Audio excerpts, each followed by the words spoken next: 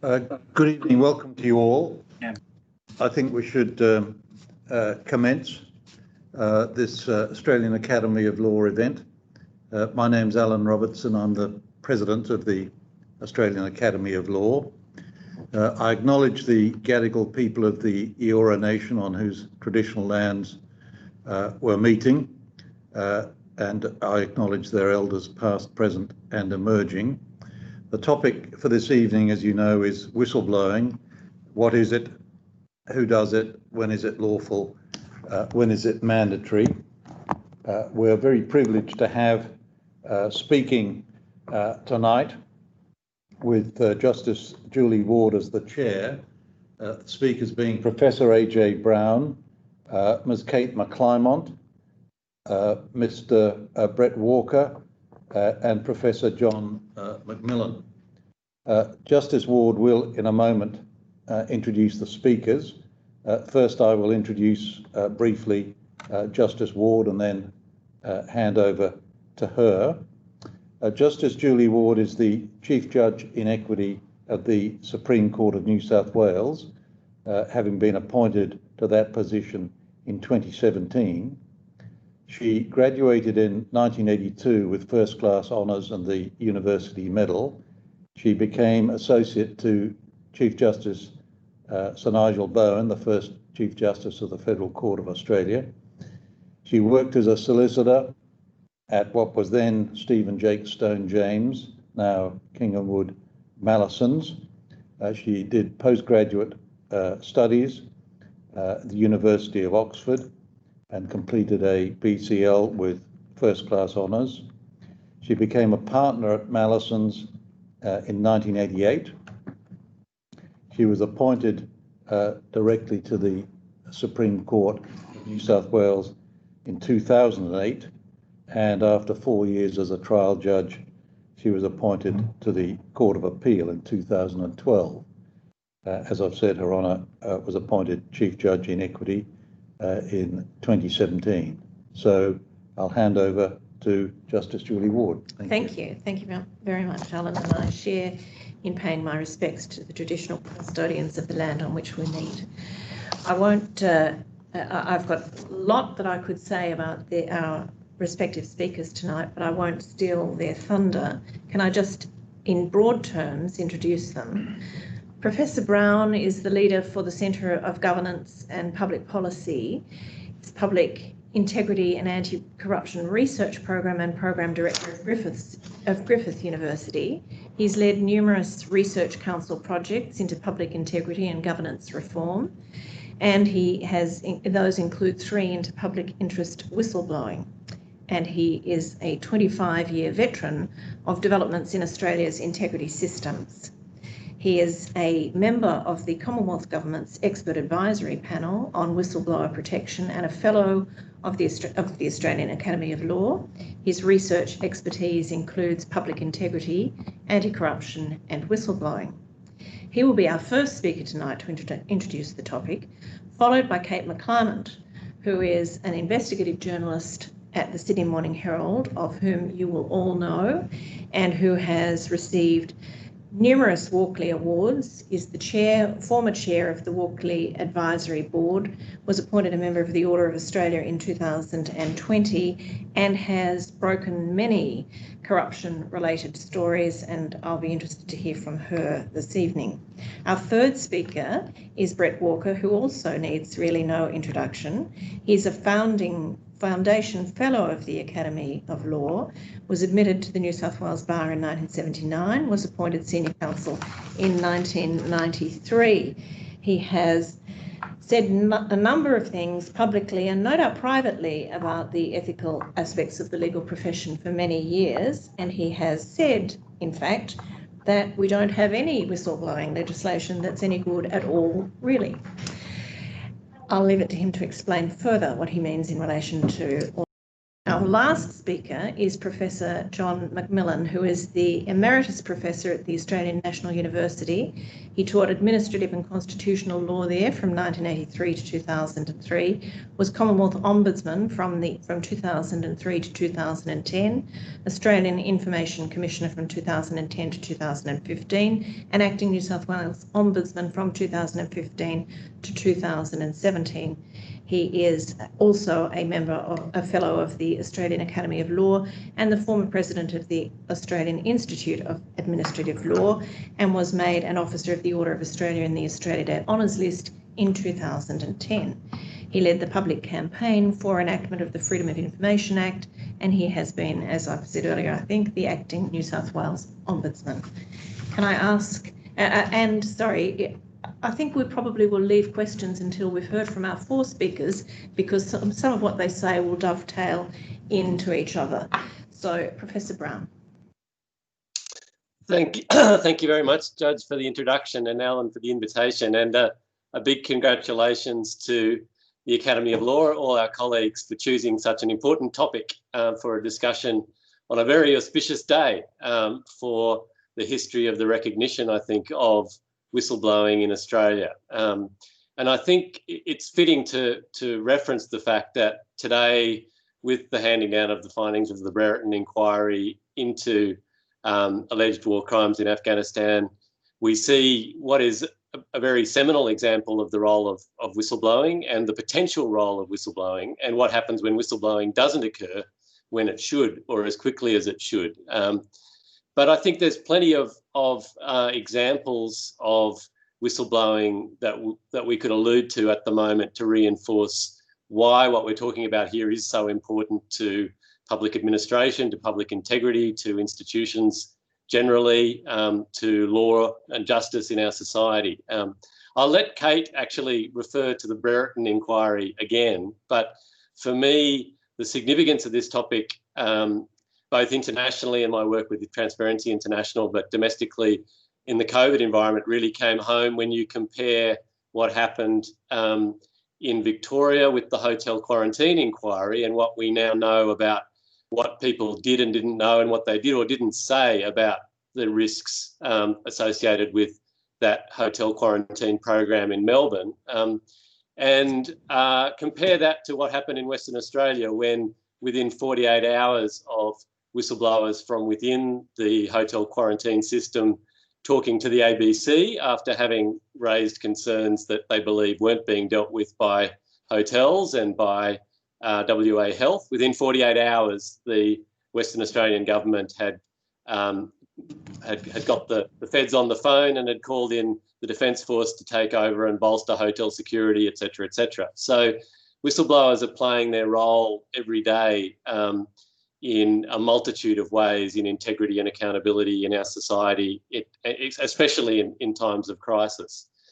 I just wanted to, I guess, give a couple of minutes of overview and introduction before returning to what sounds like it may also be Brett Walker's key point, which is the quality of current whistleblower protection regimes in Australia. By saying that when we're talking about whistleblowing here, for my purposes as a lawyer and a social scientist and a public policy person, we're talking about members of organisations who disclose illegal or illegitimate or unethical practices or concerns about what's going on, within or by their own organisation to people who can do something about it. And that's the universally sort of accepted definition. And it's important because we do have a history of whistleblowing protection regimes going back to the beginning of the 1990s in Australia for the public sector. And since about 2004, and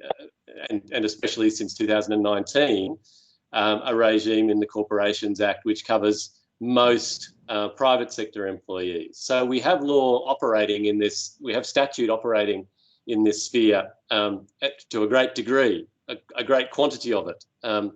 And it's important to recognise that I think that our regimes have at times been quite innovative, quite groundbreaking internationally, but that hasn't removed the fact that they're extremely variable in their quality. They're quite inconsistent. They're quite patchy, and they struggle to meet what are the basic needs of and challenges of whistleblower protection. And I think as lawyers, when we reflect on these, as we do in this conversation on these challenges, I think it's very useful to remember two basic things. One is that whistleblowing is a fascinating challenge for lawyers because it operates at the intersection of so many different areas of law. To some people, it's about employment rights and responsibilities. For some people, it's about public integrity, transparency. It's a public law problem. For others, it's about a rights protection problem. It's the right to free speech. For other people, it's simply a regulatory and compliance problem, even across the private sector. So it's no surprise that it's very challenging to construct regimes which marry and navigate so many different forms of rights and responsibilities to regulate what is very often a very conflictual, by definition, set of practices and challenges. The other, though, I think that's really important to recognise is that a lot of what we see that defines whistleblowing as a policy issue and as a legal issue is what we see in the public domain. It's what we see when whistleblowers go public. And Kate will talk a little bit more about that in particular. But I think it's important to remember from research and from practice that the vast bulk of whistleblowing occurs within organisations, and it's what happens within organisations that then determines A, whether wrongdoing is dealt with efficiently, and B, what happens in terms of whistleblower welfare. And in fact, Australia was probably the first jurisdiction in the world in New South Wales to explicitly enact in the 1990s what is now universally known around the world as a three-tiered whistleblower protection regime, where protections were initiated or were able to be called in for all three tiers of whistleblowing: internal whistleblowing within an organisation, regulatory whistleblowing to integrity agencies or to regulators, and then the third tier being whistleblowing to the public,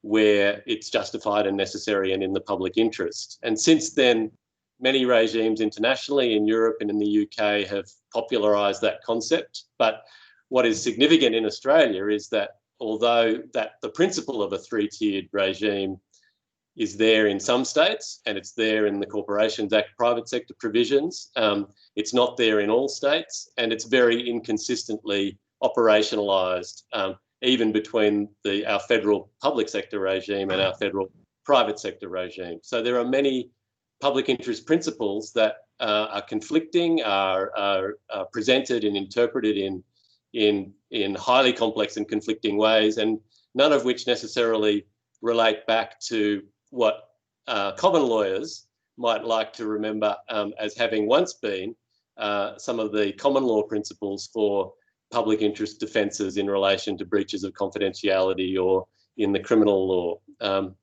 And I think on that note, I think it's also worth reflecting that very recently in the UK, after many years of debate, the UK Law Commission has just done what the Australian Law Reform Commission did 10 years ago, and directly recommend that, as well as whistleblower protection regimes, the need for general public interest defences to be reintroduced into official secrets laws, national security laws, other constraints on the free flow of official information, that those sorts of defences actually need to be reinvented in statute, because of the fact that any concept that the common law is good enough to have preserved them in this age in these decades of legislation and legislative restriction of the flow of information is pretty much dead and buried. So we could talk about the strengths and weaknesses of different laws. I think it's important to recognise that our private sector laws do have some important innovations. We were the first country in the world to actually legislate last year for all corporations of a significant size, at least, to have whistleblower protection policies of their own that actually require them to protect their own whistleblowers, not just to listen to them, but to protect them. and also to recognise that whistleblowers are entitled to, or should be entitled to, compensation for detriment suffered if their organisation fails to prevent detrimental acts and omissions or fails in a duty to prevent detrimental acts and omissions. And those things are very important. But there are many, many defects and inconsistencies and difficulties and with the operationalisation of those laws, and we lack what the Parliamentary Joint Committee on Corporations and Financial Services recommended 3 years ago, which is actually a whistleblower protection authority to help institutions navigate their responsibilities when it comes to whistleblowing and to actually do a bit of enforcement in relation to whistleblower protection, which other institutions haven't been providing. So I think that's probably more than enough of a little introduction. And specifically, I think it's important to note that vital role of internal whistleblowing and regulatory whistleblowing, and that's where the bulk of whistleblowing occurs. But it is equally vital that when a whistleblower needs to go public, that the protections still apply, and moreover, that the journalists that they talk to should also have some public interest for protection. So on that note, I'm very happy to hand over to Kate McClymont. Kate. Yes, I'm here. Look, thanks very much for that, AJ, and thanks to the AAL for hosting this event. Now, look, as you know, journalists are only as good as their sources. So it is really important for us to make sure that sources or whistleblowers are treated properly. Now, as most of you are aware, today saw the release of the Brereton report, which reveals horrifying allegations of war crimes committed by Australian SAS forces. The inquiry has found that there is credible information of 23 incidents in which Afghani non-combatants were unlawfully killed by members of the Special Operation Task Group in circumstances which, if accepted by a jury, would be the war crime of murder. Now, it's taken a great deal of bravery from serving and former Defence Force personnel to be the whistleblowers for the inquiry, as well as for journalists from The Age, the Sydney Morning Herald and the ABC who, over the years, have revealed these horrendous accounts of wrongdoing. Now, on receiving news of the ADF report today, whistleblowers, some of whom have received death threats, told journalist Nick Mackenzie that they greeted the publication of the long-awaited report with relief tainted with sadness. A small number of us did the right thing. We have had our careers stuffed ever since, but it was the right thing, said one soldier. Although the report is redacted, one of the targets of the probe is Australia's most decorated war hero, Ben Roberts-Smith, who is suing Nick Mackenzie and Chris Masters for defamation, claiming Fairfax papers portrayed him as a murderer and war criminal. In January this year, Roberts-Smith lost his bid to force Mackenzie and Masters to reveal their confidential sources. Justice Anthony Basanko summarised the reasons the sources had asked for confidentiality. 1, fear of retribution, including in one case a reference to personal harm by the applicant or the applicant and his supporters. 2, fear of being sued by the applicant. 3, fear of being ostracised by colleagues. And 4, damage to career. The judge raised section 126 of the Evidence Act, which refers to upholding a journalist's promise to an informant not to disclose the informant's identity. The changes of the Commonwealth Evidence Acts were introduced in 2011 by then Attorney General Robert McClelland. If a journalist has promised not to disclose an informant's identity, neither the journalist nor his or her employer can be compelled to do so in a federal court unless there are strong reasons of public interest. I am not satisfied that there has been a disclosure such as to replace the journalist's privilege, Justice Basanko said in the Ben Roberts-Smith case. The articles themselves make it clear that not only has there been a detailed investigation by the journalists over months and involving interviews with dozens of current and former soldiers and senior officials, the hiring of an Afghan journalist, but also a Defence Force inquiry in 2016 and a confidential report which detailed testimony of first-hand witnesses. And finally, the entire culture command structure of Australia's most renowned and trusted fighting force being under scrutiny in a manner unprecedented in Australian military history. That was said back in January. In addition to the change to the Commonwealth Evidence Act, all states and territory governments, except for Queensland, have introduced shield laws which aim to protect journalists from revealing their sources. New South Wales was the first state to pass journalist shield laws in 2012, but those laws do not cover bloggers or community activists. They also provide no protection to journalists giving evidence at the Independent Commission Against Corruption. In 1993, Deborah Cornwall, then a journalist with the Herald, was found guilty of contempt for not disclosing the names of police sources who told her that underworld figure Arthur Neddy Smith had been a police informer. She received a 2-month suspended sentence and 90 hours of community service. The Victorian Evidence Act was amended in 2013 to allow journalists to refuse to identify their sources unless a judge ordered them to reveal sources in the public interest. This was first tested in 2015 when The Age's Nick Mackenzie relied on the provision in a defamation case heard in the Victorian Supreme Court. In that instance, Antonio Mataferi was suing over the suggestion that he was the head of the mafia in Melbourne. Matafari argued that he couldn't know whether or not the sources were reliable or had malice against him without knowing who they were.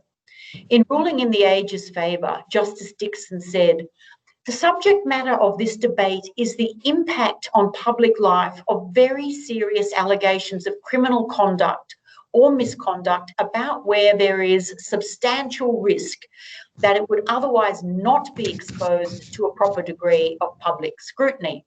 Now, as a little aside, that matter was settled with Matafari agreeing to drop the case, and The Age running an apology acknowledging that Mr. Matafari is a hard-working family man who has never been charged by the police with any criminal offence.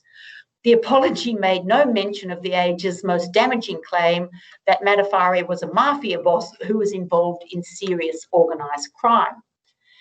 Now, only recently, Commonwealth authorities decided not to charge ABC journalist Dan Oakes, who also revealed alleged war crimes by Australian soldiers in a series of reports in 2017 known as the Afghan Files. In determining whether to prosecute, the Commonwealth DPP said consideration was given to a range of public interest factors, including the role of public interest journalism in Australia's democracy. The CDPP determined the public interest does not require a prosecution in the particular circumstances of this case, police said. As a result of this determination, the AFP has finalised its investigation into Mr. Oakes. Now, this is all very good for journalists, but what about the sources, the actual whistleblowers? Take former Army officer Major David McBride, who has been charged with 5 offences, including theft of Commonwealth property and the unauthorised disclosure of material to journalists Oakes, Sam Clark and Chris Masters.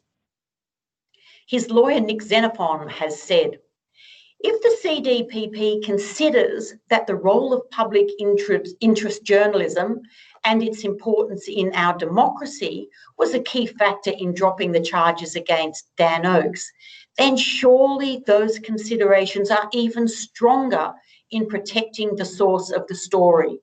After all, there would be no story without David McBride's bravery in providing it." Xenophon said his client tried to report the matters to his superiors and as a last resort went to the media. As a result, he said, McBride is now facing life in prison for basically telling the truth about what was happening in Afghanistan. Now, given the bombshell ADF report released today, which confirms crimes such as those McBride spoke out about, you have to question the rationale of journalists being offered protection, but not their sources. McBride's legal team planned to run a civil case arguing that McBride's actions were justified under the Public Interest Disclosure Act, which is designed to protect public officials and former public officials from adverse consequences of disclosing information that, in the public interest, should be disclosed. And that brings us to the prosecution of Australian lawyer Bernard Collaery and his former client, an ex-Australian Secret Intelligence Service spy known as Witness X. Both men are accused of disclosing information about an ASIS operation against East Timor in 2004, in which it was revealed that Australia illegally spied on the cabinet of East Timor during sensitive negotiations over oil and gas interests. One lawyer had suggested that those who authorised the bugging were likely themselves to have committed the common law crime of conspiracy to defraud. Mr. Collaery is accused of sharing information with ABC journalists about the 2004 bugging operation. Earlier this month, Witness K agreed to plead guilty to conspiring to breaching Section 39 of the Intelligence Services Act in return for a guarantee that prosecutors won't press for a jail term. The behind-doors prosecution of Collaery is being conducted under the auspices of the National Security Information Act, which was introduced in 2004 to deal with classified and sensitive material in court cases. So all up, whistleblowers get a pretty raw deal in Australia, often being ostracised, sacked or branded mentally unstable. Jeff Morris, a former financial planner at the CBA, went to the media as a last resort with concerns about the dubious practices of Commonwealth Bank's financial planning arm. Although he had the satisfaction of seeing the Royal Commission into the banking industry established, the personal cost for him was enormous. He lost his job, his marriage, and was subject to death threats. Compare this to some whistleblowers in the US. Depending on the agency involved and the type of crime uncovered, whistleblowers can receive up to 30% of the money recouped. In 2014, one whistleblower received US $30 million from the Securities and Exchange Commission. The head of the SEC's enforcement unit said that this whistleblower had provided information about an ongoing fraud that would have been very difficult to detect. Of the record-breaking award, he said, "It sends a strong message about our commitment to whistleblowers and the value they bring to law enforcement." Britain and Canada also have whistleblower payment schemes. It is the sort of treatment that corporate whistleblowers in Australia can only dream about. Rather than being rewarded, to date, the Commonwealth has spent more than $3 million on the prosecution of Witness K and his lawyer Bernard Collaery for revealing a matter which was clearly of public importance. Thanks very much. Thank you, Kate. Brett. Well, following on from Kate McClimate is a natural segue to the concerns I have that AJ Brown has already referred to. The so-called concern with whistleblowing can't be divorced from the larger contexts in which information in the public interest is handled or not handled in Australia.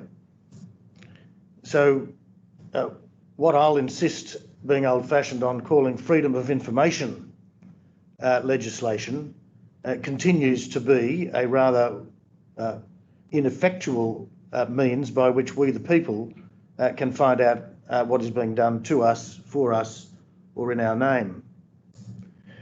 And that leads, of course, to the area of confidentiality, which has at least two faces. That which is inherently confidential, that is, in the absence of a statute or a contract to say so, and that which is then the subject of statutory enactment to that effect or contractual agreement to that effect. Those last two categories, as I'm sure everyone appreciates, is quite regardless of whether or not it would be, as a matter of policy, in the public interest for such material to be kept secret. Whereas the first, what I'll call equities non-contractual concern for confidentiality, is at least nuanced and looks to the public interest as an essential actuating foundation for the finding of the confidentiality in the first place.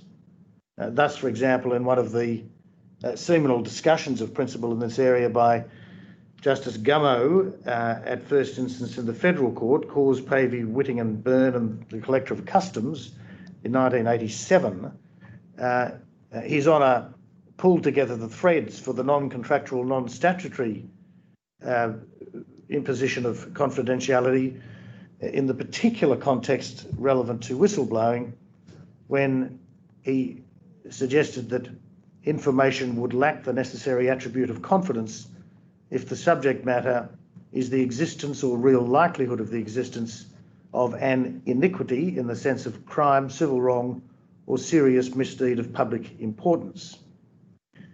And the confidence is sought to be relied upon to prevent disclosure to a third party, say an agency or an investigator, with a real and direct interest in redressing such crime, wrong, or misdeed. And it does seem to me that we have lost sight of the gross overreach by which, both criminally and by employment regulation, as well as by a plethora of contracts, both with public agencies and with private corporations, obligations of confidentiality have been imposed quite regardless as to whether one could, with a straight face or without blushing, really justify the keeping of certain information secret. In the public sector in particular, it seems to me that there are fundamental reasons for us to doubt whether it truly is proper to keep as much secret as is presently kept secret. I, for one, completely doubt the cliché justification for secrecy that unless they can proceed without the public know what they are doing, public servants will lack the boldness to do what is in the public interest. That's not my experience of good public servants, and if there are public servants who truly behave in that fashion, it's high time they were retired. So it seems to me that unless we ground an understanding of whistleblowing, protections or otherwise, in understanding that it contends against well-established, legally enforceable obligations of confidentiality and secrecy, then we will have failed in the mission. In relation to contract, it seems to me that there is an obvious intellectual resource, namely the doctrine of illegality, which can operate in parallel to the way in which equity would, for example, in the absence of a contract, decline to see the quality of confidentiality in the kind of material to which Justice Gummow was referring. And it does seem to me that if necessary, that can and should be codified by statute so as to provide that it simply will be illegal and unenforceable to wield a promise in a contract that would have the effect of preventing disclosures of the kind that Justice Gummow described in general terms. Now, when it comes to statute, the multitude of statutes which impose secrecy obligations, I would yet again fillet the question into a number of slices. I would put to one side as too difficult to be dealt with in a few minutes the question of true national security material. You'll notice the emphasis I put on the epithet true. I'm afraid that both by statutory interpretation and just occasionally by administrative overreach, the notion of that which ought not to be disclosed as a matter of national security interest has been shown sufficiently often for it to be a systemic concern to be broader than it could possibly be justified. But there is unquestionably a very important zone of true national security interest where secrecy is of great importance, and I don't wish any of my comments to be understood as applying to that area, which I'll now move away from. But in all sorts of other areas, there can be very pressing public interest for secrecy, if only temporary, to be accorded to the doings of government. And one only needs to consider the preliminary considerations of dispositions in a federal budget to understand that it simply wouldn't be right for that to be done, as it were, in the public arena. So again, I shouldn't be misunderstood as being against secrecy or confidentiality in itself. It's a highly hygienic approach to the handling of information, so long as it is not abused. And it's for those reasons, it seems to me, that one of the main reason why I regard all the legislation, innovative and world-leading as it no doubt is in Australia, as grossly inadequate to the task, is that it can't, because of the lack of enterprise or ambition by our legislators, ever be seen as covering the field of all that kind of information which somebody might like to keep secret, but which the public interest requires ought to be disclosed to appropriate authorities. The hallmark of such information is that it has a sufficient connection or cogency of suggestion of wrongdoing of a kind that a decent society would not wish to be kept concealed. And it does seem to me, therefore, that the whole endeavour should recommence. There ought to be a codification which, to the greatest extent possible, is paramount over all statutes, certainly with respect to the Commonwealth public sector. That can and should be in a statute which cuts across all distinctions between different agencies, different grades and different tasks of public servants. And here I want to very briefly digress into another of the many dualities that govern in the area of whistleblowing. So there's secret and confidential on the one hand, and simply unknown or unappreciated on the other hand as to information. But as to disclosure, there is mandatory disclosure and there is voluntary disclosure. At the moment, most of our discussion is about voluntary disclosure, because most of us, by reason of the kind of experiences that in particular Kate McClimate has just noted, we would shrink from ever imposing on people a positive obligation, let alone sanctioned by criminal penalty, for people to disrupt and, in many respects, destroy their lives and amenity by becoming a whistleblower.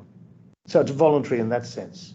It calls for the kind of courage that no doubt those who've assisted Major General Brereton have been understood to have exhibited.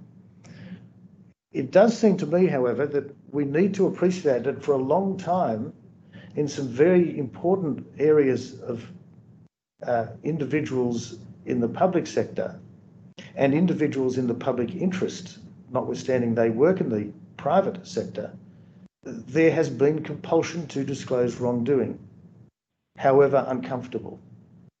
And that seems to me to be a very important germ of an ideal or principle that ought to be in an embracing, a paramount statutory provision concerning whistleblowing.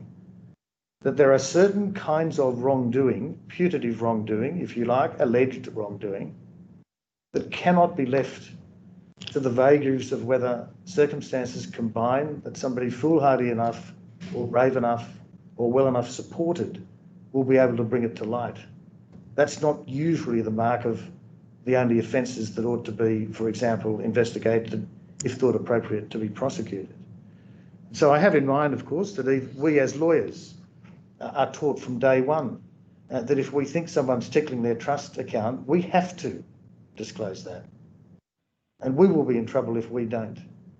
In the military, and I know I'm treading on topical and delicate ground now, there are obligations, again, to do what the awful popular idiom calls dobbing. In the police, it's even more important, but of course historically, and I speak from New South Wales, even less honoured. And I hope I'm not talking about the present, but we know from the Woodwell Commission that we are talking about something that probably started in 1788. And so it does seem to me that we need to understand that you can't have these isolated running saw examples like the police or the military or lawyers, where we've become so impatient with concealed wrongdoing that we positively require people to go to the extreme dobbing or snitching, to use ugly expressions, we ought to reflect on why do we do that and not do it across the board in a way which would, of course, dovetail beautifully with the Integrity Commission, which I understand at the Commonwealth level we are just about to get in a well-nigh perfect form. Thank you. And that's probably a good introduction to Professor McMillan. Thanks very much, Julie. Well, thank you very much for the institute and welcome to everybody, and thanks for joining the session. As indicated, I'm going to speak from a perspective of involvement in this topic over a long while, initially as an academic, then as Commonwealth Ombudsman, administering the ACT Public Interest Disclosure Scheme, campaigning for the Commonwealth scheme and for the Ombudsman to have a central supervisory responsibility. And then more recently in New South Wales, as acting Ombudsman, administer or supervising the scheme there and chairing the Public Interest Disclosure Committee. So I'll talk about the experience that I've encountered under those statutory schemes. And you know, I can say at the outset, the issues are not always straightforward. From that involvement, we often see quite a murky side to the operation of public interest disclosure schemes. And so I'll talk about some of the challenges that that we see in those offices and what I see are the ingredients of a successful scheme. But it's important that I preface what I say by commenting that I wholeheartedly endorse the comments of other speakers on the need for and the benefit of public interest disclosure schemes. I'm a very firm believer in them. In terms of activity, just to show that the public interest disclosure schemes are motoring along quite actively, in the Commonwealth, for example, in the last year, there were just over 700 public interest disclosures made under that Act. About 50 of them 50% were accepted as disclosing conduct to be investigated, and the three most common topics of disclosable conduct were action that could result in disciplinary action, a contravention of the law, and maladministration. The other figure in New South Wales, many more, but that's because of the position of ICAC. New South Wales got just over 1,500. A third of those, 1,000, were to ICAC, and the others to the Ombudsman and individual agencies, the Information Commissioner and the like. Now, not surprisingly, from the New South Wales figures, nearly 80% of the allegations under their scheme were of corruption. So, as those figures indicate, PID schemes are now an accepted, dynamic and essential element of an integrity framework in government. And they were enacted to strike a balance between the deep-seated tensions that underlie whistleblowing and its investigation. And we can probably see these deep-seated tensions by just looking briefly at the four objectives in the Commonwealth PID Act. For each of those objectives, there is, of course, a competing interest that will often arise in one or more cases.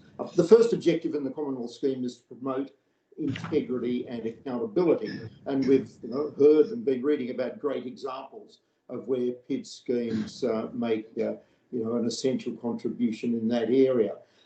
The competing interest is, of course, that the business of government has to continue in the meantime, and that can involve, for example, taking reasonable administrative action that is disputed by the person making the allegations, that can even be indirectly to their disadvantage. Often the person making the allegation and the person against whom it's made are working as colleagues in the same area. They know who each other's is, and so promoting integrity and accountability can sometimes be challenging in that complex setting. The second objective in the Commonwealth scheme is to encourage and facilitate public interest disclosures by the public officials. And we understand from comments made why that's important, because of the reluctance that people have to come forward and the real fear that their career will be damaged and they'll suffer other personal disadvantage. Of course, the competing interest here is that a whistleblowing allegation almost certainly involves an allegation of wrongdoing by another person, often a colleague. And the style of the PID schemes is that the person making the allegation gets legal protection against the civil remedies that might civil and criminal remedies that might otherwise flow from release of unauthorised release of information, release of confidential information, defamation, and the like. And I've seen instances in which somebody appointed to do a small investigation task into the conduct of one person is suddenly the subject of PID allegations made by the person whose conduct they're investigating. So what turned out to be a 20, 30-hour investigation completely envelops somebody's life for the next 3 months, and the complexity can grow along with that.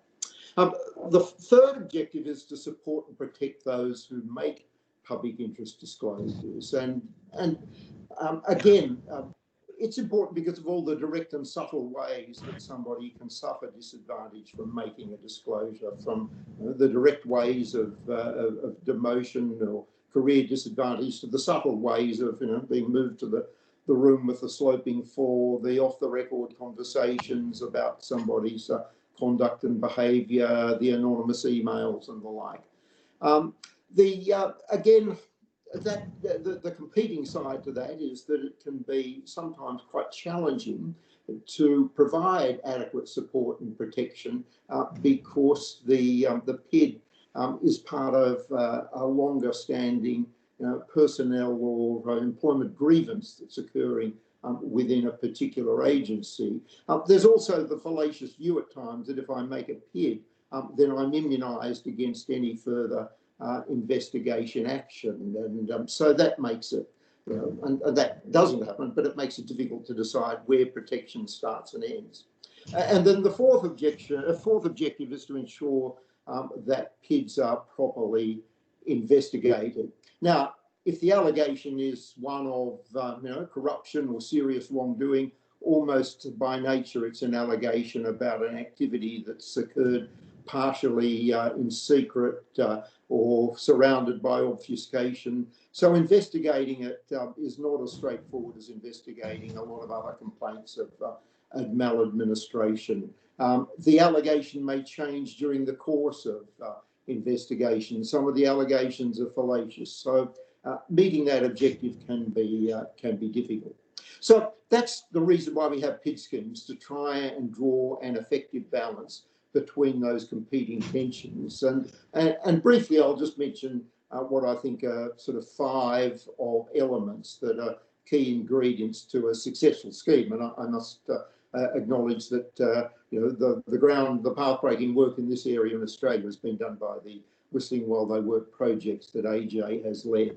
The first key ingredient is that there must be a pro-disclosure culture within government. There has to be an acceptance within government and within agencies that reporting wrongdoing is a venerable task and it's not to be stigmatised. And that has to be reinforced within agencies by messages from the top of the agency, training, strong managerial support for professional PID unit and the like.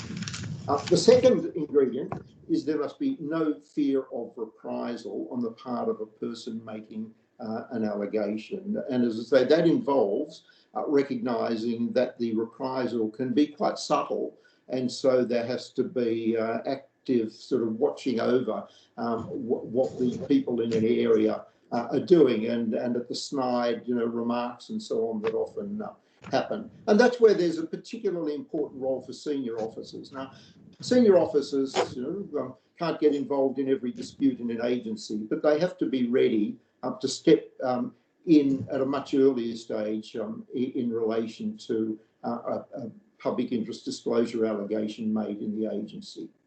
A third ingredient is that it's important to ensure that the PID scheme works alongside and does not overshadow the other dispute resolution mechanisms within the agency. And as I say, it's common that within the public sector that there can be a personnel grievance that intersects with the public interest disclosure allegation. Now, surprisingly, in the design of the Commonwealth scheme, the Merit Protection Review Agency wasn't given a central role as one of the supervisory agencies in the PID scheme.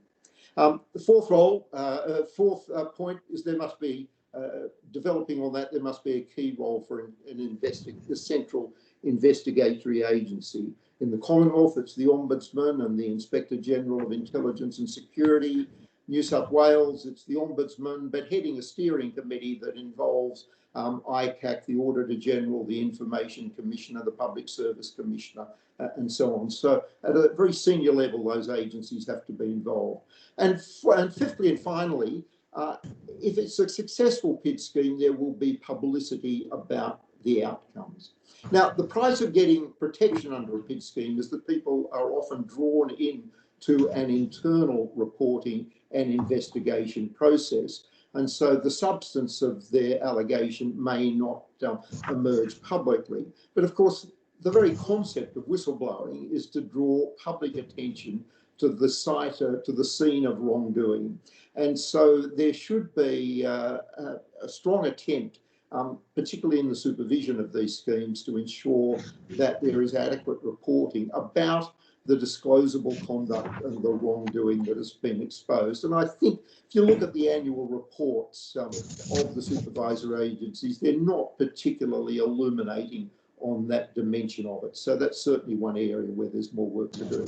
There you go. Those are my introductory remarks, and thank you for the opportunity to make them, and I look forward to the discussion. Well, can I invite any of our speakers who wants to comment on what anybody else has said first, and then we'll go to questions that others may have?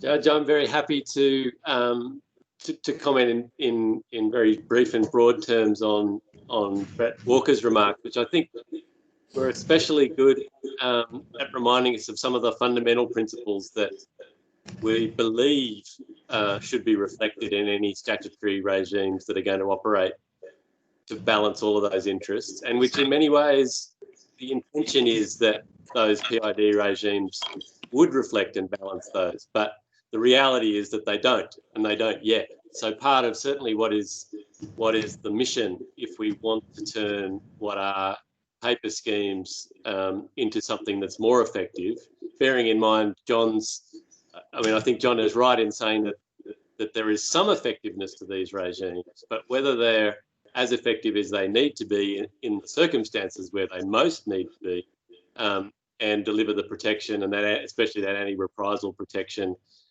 where it's most needed, I think that's where the jury is. I think that the jury is more than out. The jury is really coming down on the side of the fact that these schemes aren't effective, and I think there's been recognition of that from everybody, from the Federal Attorney General to whoever you might like to name. So I think the beauty of this discussion already has been that those fundamental principles that Brett is talking about are where we need to return to in order to not just sort of tweak these types of regimes, but reconsider them from first principles. And if there's support for that from amongst the academy, then that would be a powerful thing.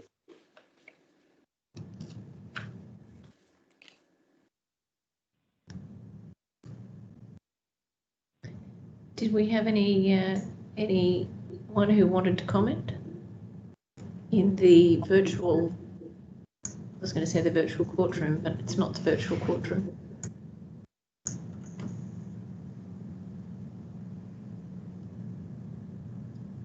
Well, perhaps I'll ask you, Kate, how long do you think it's going to take you to read the Brereton report? I've actually, hold on, I've read quite a lot of it, and some of it is quite quick reading because there's a lot of redactions. There's a lot of black pages in there. And it is done to protect the identities of both the whistleblowers and, of course, those who are being accused of certain crimes, because, justice must be allowed to be, to take its course. But it's interesting that, you people would know this more than anyone else, but the length of time it will now take in order to do an investigation, to see if any potential matters can be prosecuted. So I think it'll be years before we see any outcomes. If we see any at all, I don't know.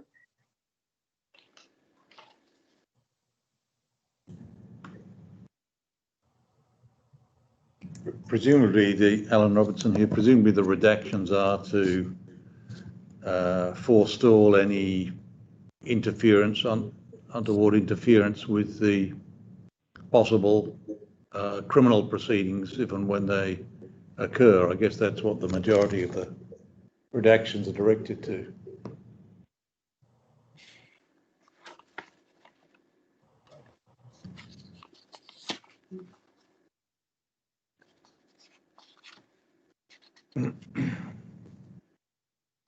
Can I just make a question? I'm interested in AJ's comments, because I know this has been central to his research, and that is sort of measuring the success of these schemes. And the raw statistic, you would say, well, in most states, at least 700, 1,000 people now have an avenue they can, go down with a grievance, an allegation they want to pursue, and so that in itself is a measure of success because it's at least channeled somewhere. The other statistic I've seen is then when you do a survey of those who've made PIDs and ask at the end of the process, were you happy with the process?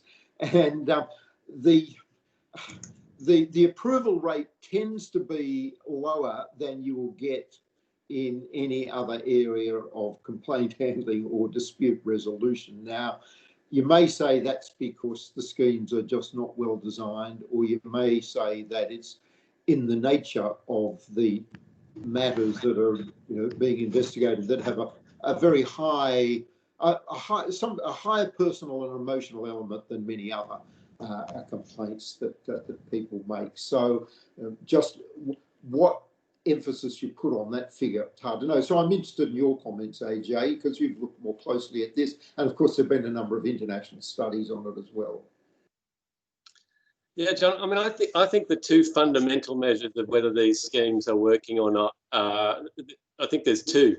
One is just simply in the public domain, which is when we see scandals like the Brereton report come out, or when we see things like the hotel quarantine inquiry, we see fresh evidence as to what happened and why, whether people tried to speak up about it, whether people didn't bother, and why, and what happened if they did, and whether anybody did. And so I think one indicator of the fact that the schemes are not working as well as they should is the fact that every time this happens, we still see evidence of people having tried to speak up, sometimes believing they were protected, but then not getting the protections in terms of their real lives, or people who don't speak up when they should have, following the principles that Brett articulated in terms of what we would expect and what we should be able to expect of people. So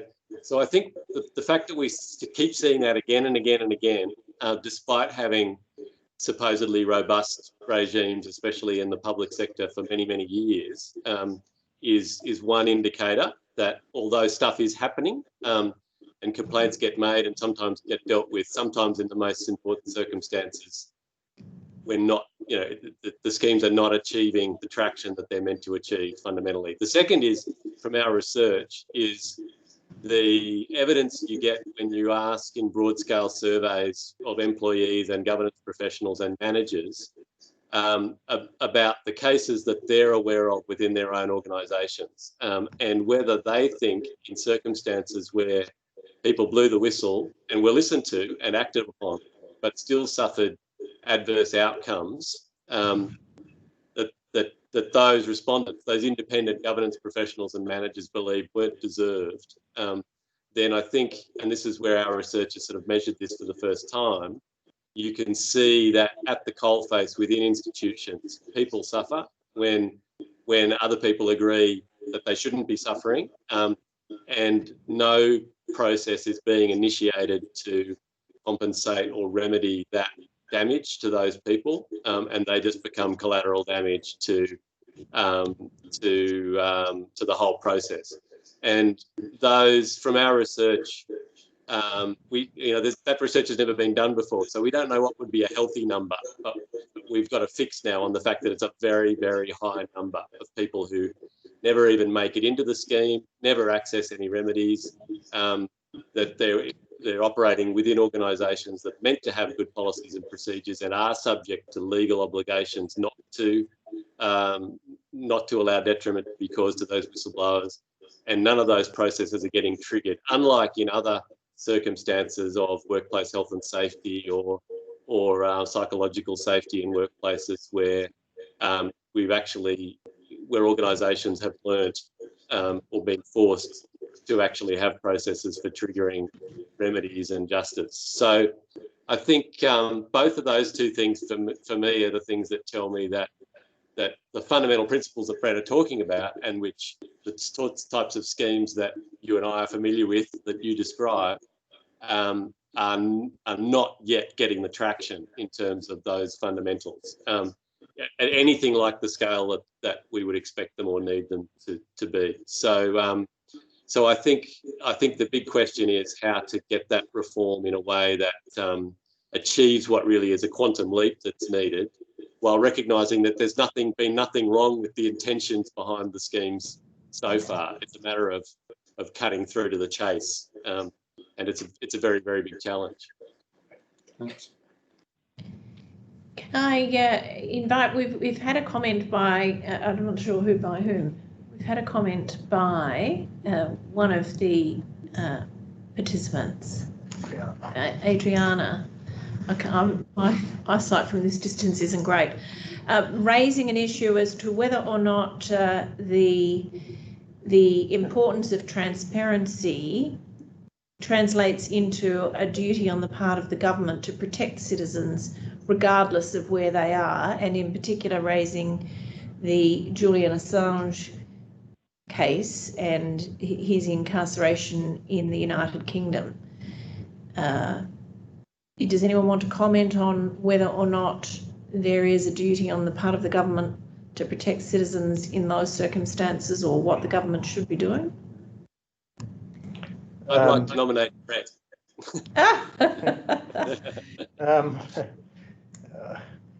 I have argued a case about an Australian then at Guantanamo, and we managed to establish as not so hopeless as to justify being struck out an allegation that there was sufficient influence enjoyed by the Australian government with our great American allies as, again, to render not so hopeless as to justify being struck out a claim for habeas corpus. That involved this mutual notion of allegiance and protection. Allegiance by the person who used to be called a subject and is now glorified as a citizen, and protection by the formerly the king, now the government.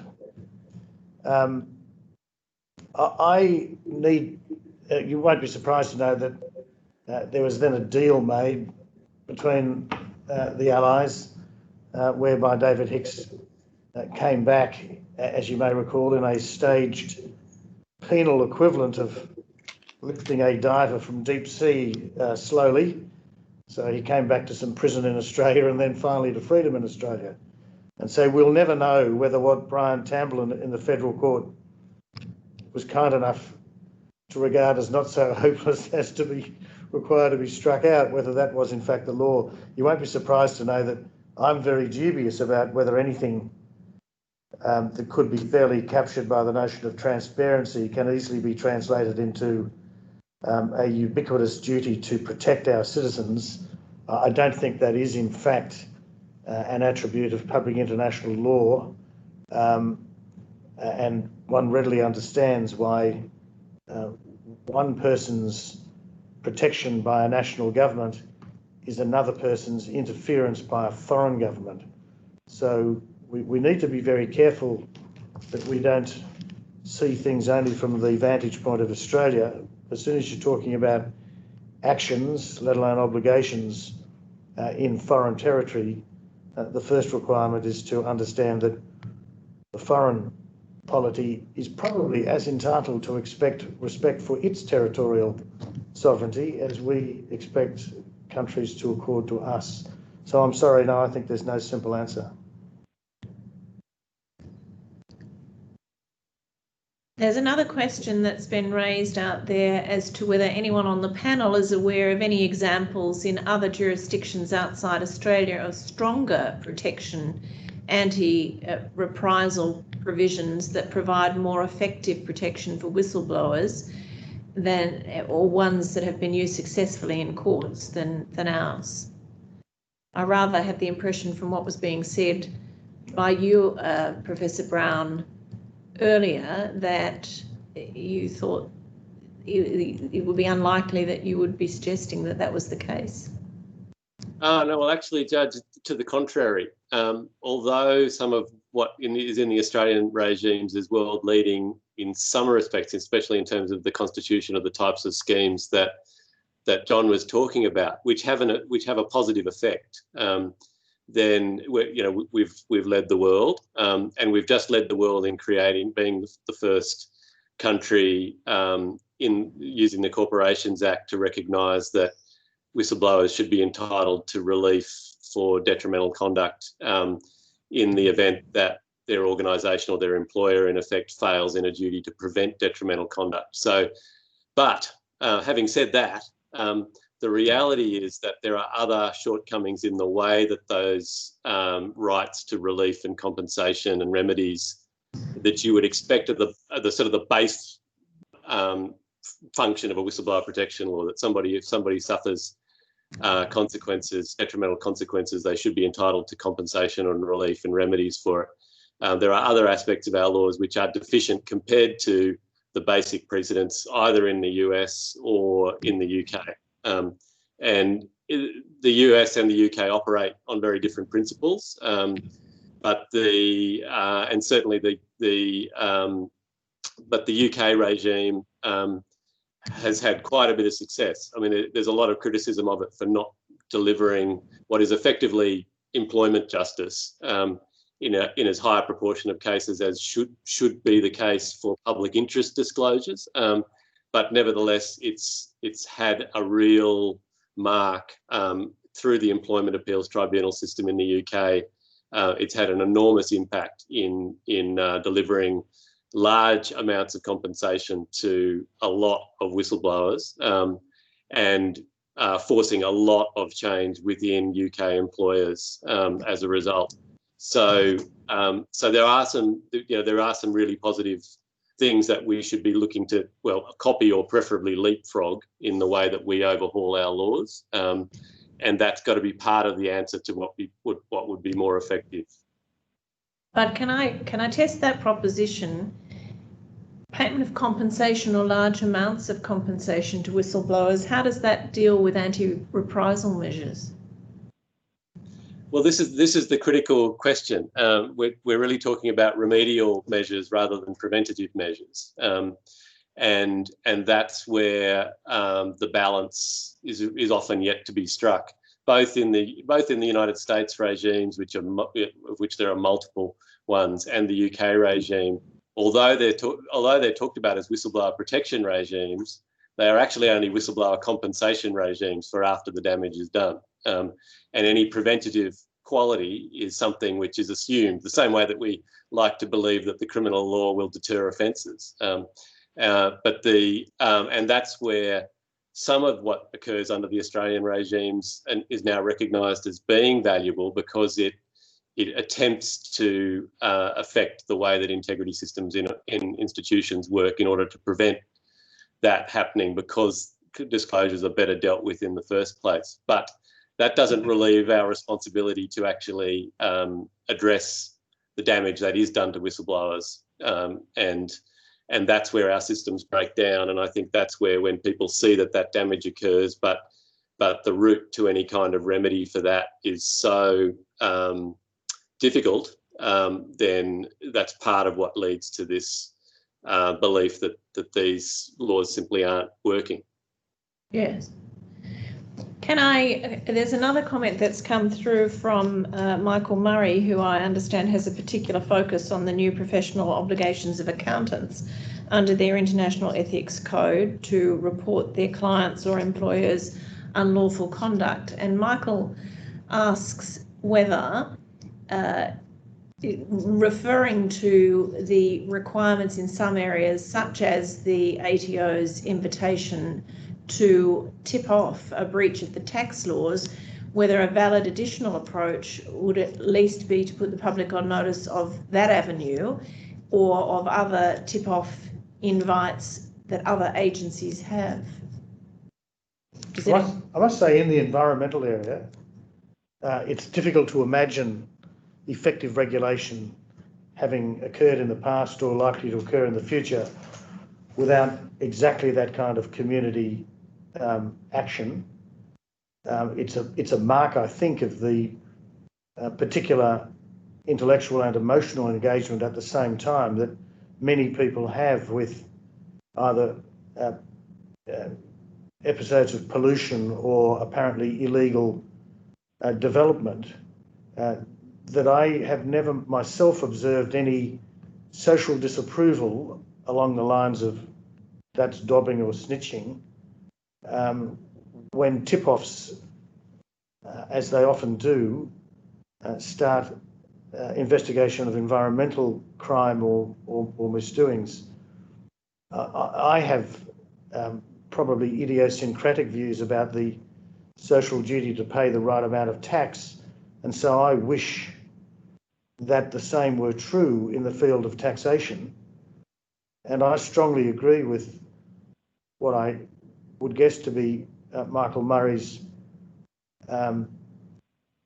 suggestion, however tentative, that however much it may go against the grain of a general anti-government stance of a free citizenry, when it comes to tax, it seems to me perverse and self-defeating to deny the government the capacity to make everyone pay what they're meant to pay by way of tax. Now, I understand that there are some ugly social consequences to that, including mutual recriminations and suspicions. But I suppose at my age, and having paid as much tax as I have over my very happy tax-paying career, I mean that seriously. I've lost all pay, as much secrecy as we afford in the taxation area. And so I, for one, would love to see big billboards about dob in a tax cheat. Well, there you go. Dob in a tax cheat. That's a very good slogan for a whistleblowing session such as this. There is another question that has been posed of the panel as to whether the panel members can give an example of an outstanding case where whistleblowing protections worked well in Australia, the US or the UK. It's a trick question. Yeah.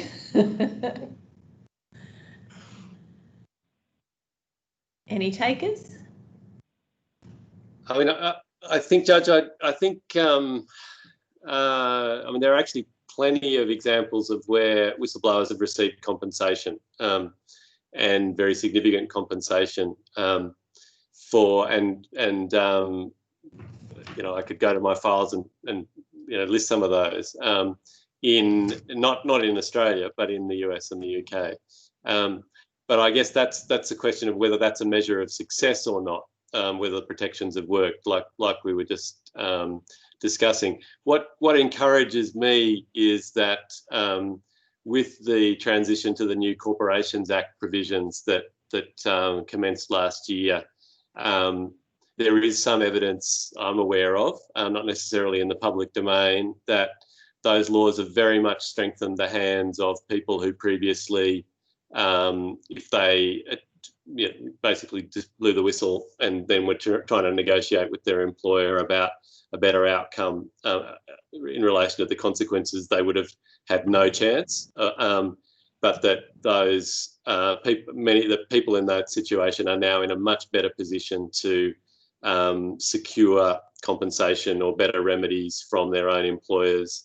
And I think part of the mark of it is that good whistleblowing regimes work in terms of delivering outcomes to whistleblowers. They work best if you don't hear about them in the public domain, because most times the whistleblowing that you hear about in the public domain is because people haven't received any remedies. They haven't had a fair trot, and that's part of how they end up in the public domain. So I've got lots of whistleblowers who I'd love to have put on conference podiums to describe how the regimes help them get better outcomes, good outcomes. And then I've said, well, would you like to tell that story? And they go, no, because I don't really want to be painted as a whistleblower for the rest of my life. And I just want to get on with my career. And so, no, I'm not going to. So I say, good call. But this is part of I think part of the paradox, I guess, of what's effective when it comes to these types of regimes.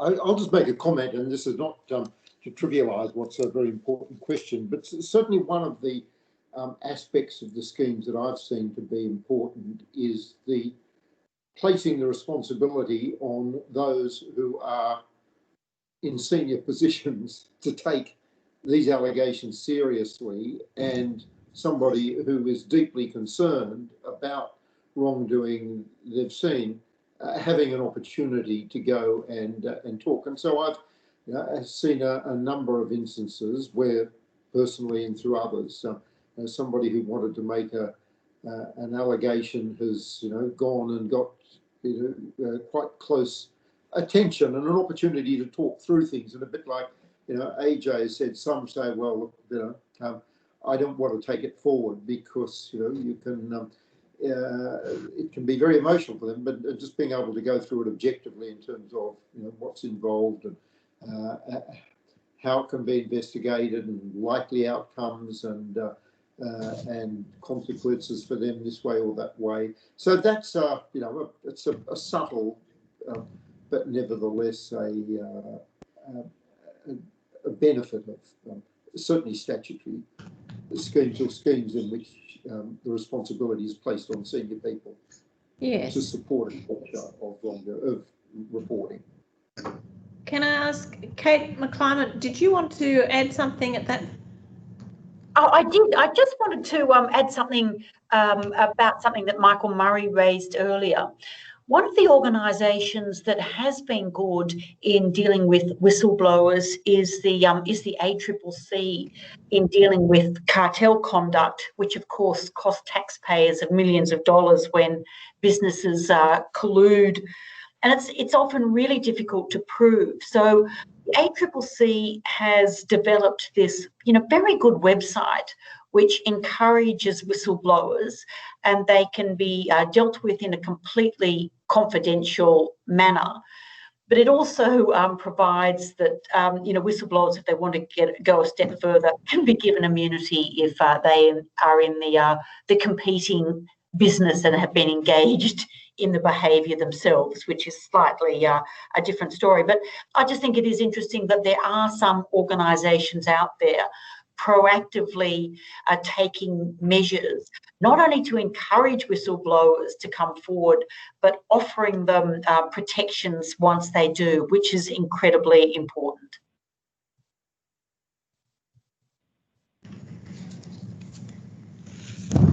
Now, do I have a question for Brett, if I can be so bold, which is which actually goes back to an observation made right at the beginning in our chat box by Annabelle Burnett about some of the limitations in the Public Interest Disclosure Act in terms of its treatment of intelligence information. And I might just say there's a parallel problem in the criminal code when it comes to journalists and public interest disclosures. The term is not intelligence information, it is inherently harmful information, where in both cases you have no option of seeking the protections or a public interest defence as soon as information falls into either of these categories. And certainly I think it's useful to put this right back on the top, sort of the centre of the radar, because it just goes to show how those statutory definitions completely eradicate any value of the scheme, because what's intelligence information or what's inherently harmful information is not actually defined by what's inherently harmful at all. It's defined by whether in fact that information's ever come within about 20 miles of a barbed wire fence of the security agency, rather than whether there's any actual risk of any harm. So I'm really interested in Brett's view about how we overcome this problem in terms of translating these blanket carve-outs, which really do negate the entire utility of having these defences or these protections, in my view. How we navigate from this point to something that is actually strikes a balance that might be worth having. Well, the first thing is that we recognise that there is both too many laws and not enough law in this area. It would be better to have a comprehensive scheme, palpably informed by principle and comprehensive in its effect, for the advancement of what I'd call the relevant attributes of a decent self-governing society enjoying the rule of law, and more than a mere modicum of free speech. So if we were to do that, one thing that would happen is that all these add-ons, these bolt-ons, these special repellents that come, the classic case is in the national security and intelligence area, they all need to be abolished. It's not worth having a regime unless you can frame it so that the benefits which it should bring for the public adapt so that these don't become self-defeating or positively damaging. And so, of course, the definition of the kind of information that can, or in certain areas, in my view, should be disclosed by way of so-called whistleblowing, must be defined so that it doesn't involve the obviously internally contradictory proposition that you simultaneously are admonished to disclose material and punished for doing so. I don't believe that's very difficult in terms of drafting, although, and I'm sorry if anyone from parliamentary draftsmen is listening to this, but there you go. You do your work in public as I do my work in public, and all I can say is I hope they don't get the job, because it won't be very readable. But I really do mean, and this is where the Law Reform Commission is a huge, massive, wonderful resource for this country, I really do think that there can and should be a serious attempt to make an overall systemically satisfying structure that recognises that there is, exceptionally, by definitions that must not be allowed to exhibit creep, there are matters that it's really in all our interests to be kept tightly secret. Just take the one that is most obviously, I think, to anybody, even the most jaundiced, a pretty fair thing. Those of our public servants who are, for example, undercover agents, whether for civil crime, that is police officers, or for counter-espionage, say, for example, ASIO, I don't think anyone really believes that there could or should be a whistleblowing regime by which their identities or other identifying characteristics ought to be published except pursuant to law. That is, the kind of law that takes into account the dangers to, very often, without being melodramatic, their lives. Now, I think that's a really obvious example. It's something around which you can build more and get towards some kind of principle. Lo and behold, the judges got here a long time ago, and they now call it public interest immunity. And it's not a difficult doctrine. its importance and its, if you like, exceptional extremity is demonstrated by the fact that this is not available to be waived by the great and the good. Ministers can't waive public interest immunity, or what are the point? You need a statute. So it does seem to me that armed with that kind of principled approach, of course we can and should ensure that by appropriate definition, which in my view has now become ragged around the edges and too broad, particularly in the national security area, I believe, of course, there should be carve-outs.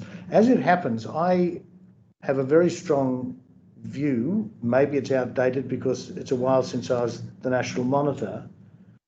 I have a very strong view that, believe it or not, it's the intelligence and security agencies themselves who have some really good insights as to what they need in terms of protection and what they would like in terms of whistleblowing. I think it would be really wrong to a priori to caricature them as, if you like, fortresses of mindless secrecy and determined resistance to being investigated. The opposite is the case in my experience and opinion. And so I think that we're getting appropriate expert, specialist, experienced assistance from them, calling in aid the very energetic and, in my experience, extremely high-minded, what I'll call civil society thinkers in and outside the academy, in and outside the legal profession in this country, and through a medium like the Law Reform Commission. I believe that that mischief that I think truly exists, of this creep of intelligence and national security as amorphous concepts that, lo and behold, suddenly would encompass everything that the Reserve Bank, so far as it's concerned, would publish and does publish. But if you look at what the Reserve Bank publishes, I defy you to say it can't possibly fit within the definition of national security information. It does, because it's important, etc., etc.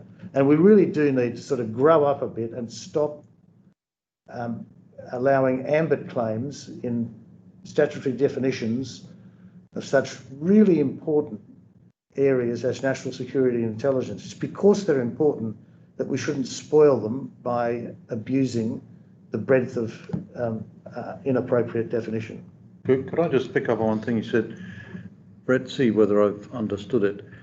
I think there's an element in what you've just said that the descriptions that are used as the carve-outs are in a sense politicised. They are at such a general level of abstraction. They might have some appeal to rather ham-fisted policymakers, but really what the common law, the judges that you refer to, managed to achieve in the 1960s, the 1970s and thereafter, without any assistance from legislation, was to insist on an evidence-based approach. Yeah, and with our judiciary and with, I think, the really good example of public interest immunity, where it used to be very rare, in the days when it was called Crown privilege, it used to be very rare for those horrible roll your arm over affidavits from someone who in those days probably had a knighthood in Canberra, which was sort of a don't you worry about that, I'm telling you, Sonny, this stuff is to be kept secret. That used to be, no one ever challenged them.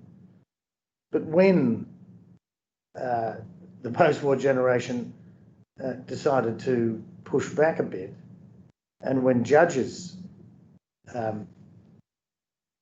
started to respond to what their real function is in this area, I think it's been, in this country, a really creditable experience. And I would really urge that the law that we need to be thinking about is not just statutory law. Of course, it has to be statutory law in order to clear away all the thicket of the other rules, confidentiality, secrecy, etc., defamation. But it does seem to me that we need to be really cautious about giving to Parliament, and let alone those who will actually write the law, that is, people with skin in the game, of whistleblowing and its inconveniences, we should not leave them to make the running in terms of what I'll call carve-outs. Look, in a perfect world, I would say there would be one really obvious negative carve-out, that is a prohibition on a certain kind of information from that which either requires to be disclosed under freedom of information, may be compelled to be produced, notwithstanding claims of public interest immunity, and in the context we're talking about, that ought to be conveyed to appropriate authorities by way of whistleblowing.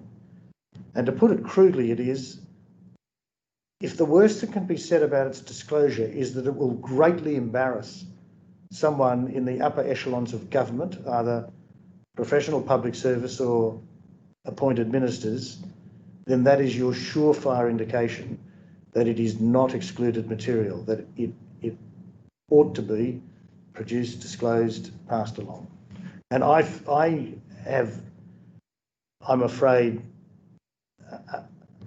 a very earnest belief, not merely cynical at all, there is a deal of cynicism, that far too many of the claims for non-disclosure are really, when it comes down to it, simply because the material is grievously embarrassing. It displays either a lack of appropriate thought, appalling statesmanship, and sometimes worse. Or, of course, highlights an inconsistency between what has been said publicly and what has been done so far secretly. And I think that's a major problem, because I think that's a real canker in the public world, that too much of it is kept secret, and so it's too easy for people to smile and be a villain. And we ought to want that not to be possible.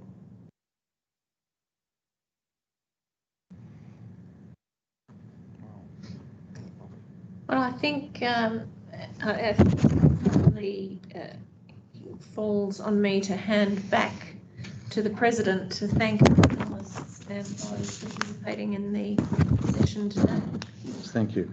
I think you'll agree that this has been a rich feast of information and ideas from 4 experts in this field. And I thank each of the speakers for giving us both an up-to-date and, if I can say, a lively review of how whistleblowing is working and how it should be working. There are obviously some large policy questions that have been ventilated. Should there be a whistleblowing protection authority? Should there be whistleblowing payment schemes? And of course, as well, the across-the-board overarching scheme described by Brett Walker. I assume that one of the consequences of federation is that each of the jurisdictions would have to have a similar body and a similar approach to cover the full spectrum. Also, I'm very grateful to Justice Julie Ward for chairing this event, and I thank her for giving up her scarce time this evening. So on behalf of all of you, I move a vote of thanks to our speakers and to our chair. Thank you for attending, and I now close this meeting. Thank you.